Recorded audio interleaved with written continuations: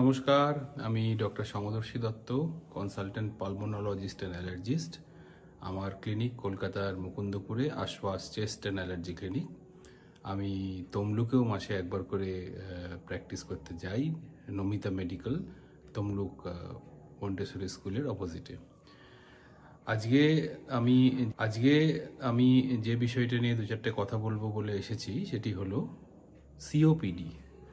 COPD ফুসফুসের একটি দীর্ঘস্থায়ী অসুখ এবং এই উপলক্ষে প্রত্যেক বছর নভেম্বর মাসের তৃতীয় বুধবার ওয়ার্ল্ড সিওপিডি ডে পালিত হয় এবং এই মাসের 20 তারিখ 20শে নভেম্বর আমরা বিশ্ব সিওপিডি ডে পালন করব।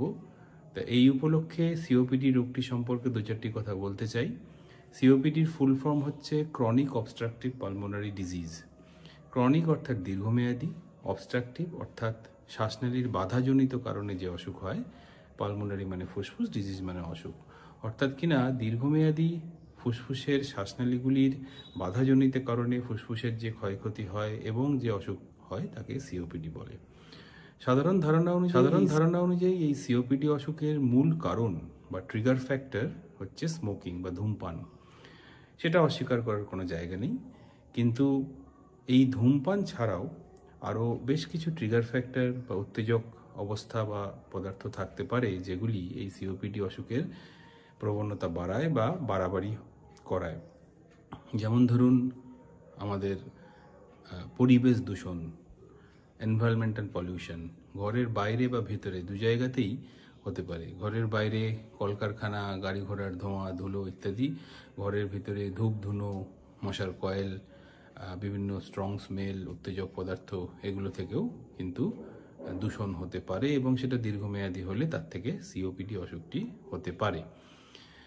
আর গ্রাম বাংলায় মহিলাদের যদিও এখন প্রবণতা কম, এই বায়োমাস ফুয়েল কুকিং অর্থাৎ কাঠ ঘুঁটে কয়লার আঁচে যারা রান্না করেন তাদের দীর্ঘমেয়াদী ওই যে ধোঁয়া, ওই যে বায়োমাস ফুয়েল এক্সপোজার থেকেও কিন্তু সিওপিডি হতে পারে। খুব ছোটোবেলায় কোনো severe lung infection, pulmonary TB, pertussis ইত্যাদি থেকেও পরবর্তীকালে সিওপিডি হতে পারে। ইভেন অ্যালার্জিক ডিজিজ, অ্যাস্থমা যেটা বলি, সেই অ্যাস্থমা দীর্ঘদিন আনকন্ট্রোল থাকলে ঠিকমতো চিকিৎসা করে তাকে নিয়ন্ত্রণে না রাখলেও সিওপিডি হতে পারে। সুতরাং এবারের ওয়ার্ল্ড সিওপিডি ডের একটা অন্যতম প্রধান বার্তা হচ্ছে যে এই নন স্মোকিং ট্রিগার ফ্যাক্টরগুলোকে চেনা, এবং দ্বিতীয় বার্তা যেটা এবারের ওয়ার্ল্ড সিওপিডি ডের ক্যাপশন, সেটা হচ্ছে know your lung function. COPD অসুখটায় ফুসফুসের ক্ষমতা ধীরে ধীরে কমে যায় এবং পার্মানেন্টলি কমে যায়, সেটাই হচ্ছে সতর্ক করার সব থেকে বড় কারণ। সুতরাং এই ধরনের রিস্ক ফ্যাক্টর, স্মোকিং বা নন স্মোকিং, এনভায়রনমেন্টাল পলিউশন বা দীর্ঘমেয়াদী বা ছোটোবেলা থেকে কোনো সর্দি কাশির ধাত বা কোনো সিভিয়ার লাং ইনফেকশনের হিস্ট্রি থাকলে এই লাং ফাংশন নির্ণয় করা কিন্তু ভীষণ ইম্পর্টেন্ট। বিশেষ করে যখন সিমটম স্টার্ট হয়, ঘন ঘন সর্দি কাশি হচ্ছে, এবং এই সিওপিডি জেনারেলি একটু বয়স্ক মানুষদের বেশি হয়, তা সেক্ষেত্রে সেই জিনিসগুলো যদি থাকে তাহলে এই লাং ফাংশন টেস্টটা করাটা খুব জরুরি এবং সেটা মনিটর করা জরুরি, এবং এর উপর ভিত্তি করেই ডাক্তারবাবুর চিকিৎসা পদ্ধতি নির্ভর করে। আর আরও অনেক কথা বলা যায়, এখন ক্ষুদ্র পরিসরে আর বেশি কথা বলছি না। তবে এই রোগটি সম্পর্কে সচেতনতা খুব গুরুত্বপূর্ণ।